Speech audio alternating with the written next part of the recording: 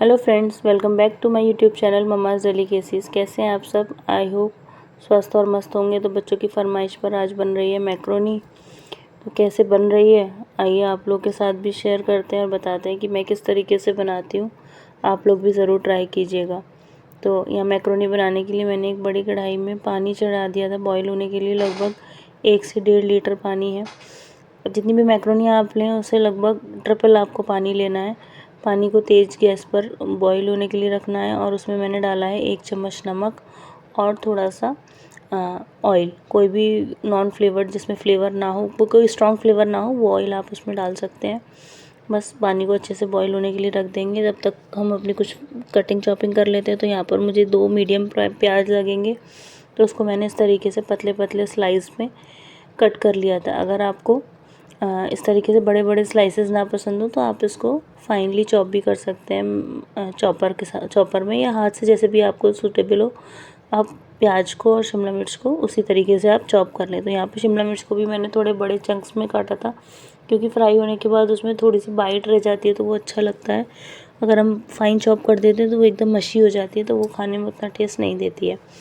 तो मुझे इसी तरीके से पसंद है, बच्चों को भी पसंद है, इसीलिए मैं इस तरीके से थोड़े से बड़े बड़े चंक्स में शिमला मिर्च को और प्याज को काट लेती हूँ।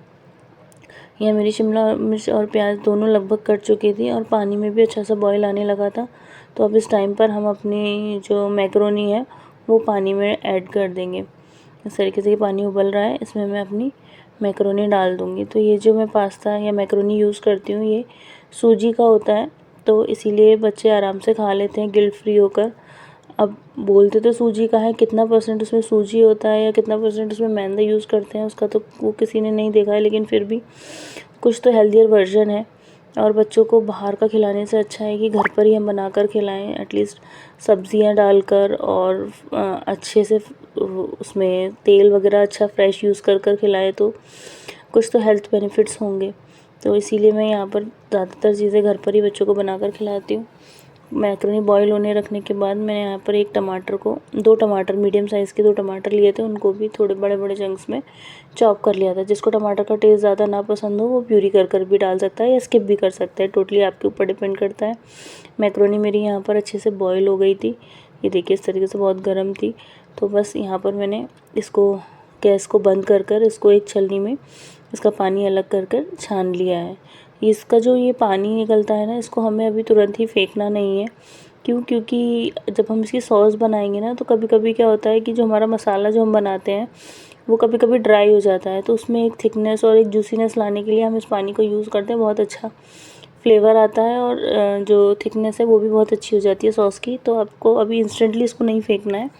जब आपकी मैक्रोनी पूरी बन जाए और आपको जितने की ज़रूरत हो उतना डालिएगा, या ना ज़रूरत हो तो ना डालें, लेकिन इंस्टेंटली ना फेंकें।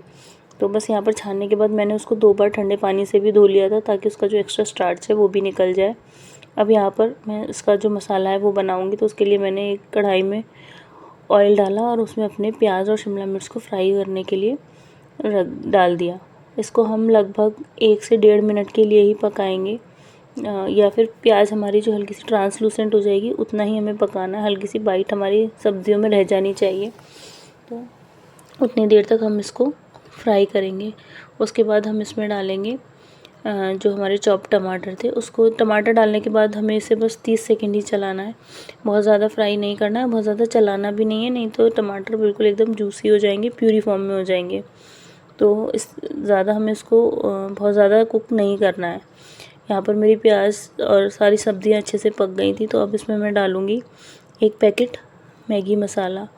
ये जो मैक्रोनी है ये हम अपने लंच में भी बहुत ले जाया करते थे। मेरी तो फेवरेट डिश हुआ करती थी मेरे लंच की, तो मम्मी से अक्सर बनवाया करती थी। लेकिन तब ये मैक्रोनी पाव भाजी मैगी मसाला और ये पिज़्ज़ा पास्ता सॉस ये सब हम नहीं डालते थे, मतलब मम्मी नहीं डालती थी। मम्मी सिंपल नमक, काली मिर्च और टमाटो केचप और चिली सॉस डालकर ही बनाती थी, वो भी बहुत टेस्टी लगती थी। आजकल के बच्चों को थोड़ा सा पिज़्ज़ा सॉस है, ऑरिगेनो है, ये सब डालकर पसंद आता है, तो मैं वो डाल देती हूँ बच्चों के हिसाब से। तो यहाँ पर मैंने मैगी मसाला डालने कर सब चीज़ों को मिक्स कर दिया था। अब यहाँ पर डालें 1 चम्मच पिज़्ज़ा सॉस और 1 चम्मच टमाटो केचप। मैंने सॉसेस अच्छी क्वांटिटी में डाली हैं, तो इसीलिए मुझे जो पास्ता का जो बॉईल करने के बाद का जो पानी था उसकी ज़रूरत नहीं पड़ी। अगर आप सॉस की क्वांटिटी कम कर रहे हैं और आपका मसाला ड्राई हो रहा है तो आप उसमें आधे कटोरी वो जो बॉइल्ड पानी है, जो हमने पास्ता बॉईल किया था जिस पानी में, वो डाल दीजिए। उससे जो सॉस है उसका जो जूसी फ्लेवर है वो बरकरार रहता है और सॉस बहुत ज़्यादा थिक नहीं होती है। जो मसाला है बहुत ज़्यादा सूखा सूखा नहीं लगता, मैक्रोनी खाने में बहुत ज़्यादा ड्राई नहीं लगती। तो बस सारे मसाला मेरा पूरा बनके तैयार हो गया था। उसमें मैंने डाल दी अपनी बॉईल की हुई मैक्रोनी, सबको एक बार अच्छे से मिक्स किया। मिक्स करने के बाद ऊपर से अब मैं डालूँगी इसमें ऑरिगेनो और चिली फ्लेक्स। ये भी बिल्कुल ऑप्शनल है, अगर आपको अच्छे हैं लगते हैं खाने में तो आप डालिए, नहीं तो सिंपल काली मिर्च पाउडर डालिए, उससे भी बहुत अच्छा फ्लेवर आता है। मुझे तो वही वाला बहुत पसंद है, लेकिन बच्चों को ऑरिगेनो वगैरह डालकर पसंद आता है तो मैं वो डाल देती हूँ। सारी चीज़ों को फिर से एक बार मिक्स करेंगे और अच्छे से मिक्स करने के बाद हम इसको लगभग 30 सेकंड के लिए बिल्कुल लो फ्लेम पर, बिल्कुल सिम फ्लेम पर ढककर इसको कुक करेंगे। हमें बहुत ज़्यादा इसको बहुत देर तक नहीं पकाना है, क्योंकि नीचे से फिर ये चिपकने लगेगी। बस 10 से 15 या मैक्सिमम 30 सेकंड तक इसको ढककर रखना है, ताकि जो मैक्रोनी में सॉसेस हैं वो सब अंदर तक एब्जॉर्ब हो जाए और आपके लीजिए झटपट ये लंच बॉक्स रेसिपी अभी पसंद आई हो तो वीडियो को लाइक शेयर ज़रूर कीजिएगा और कमेंट करके ज़रूर बताइएगा कि कैसी लगी आपको ये वीडियो।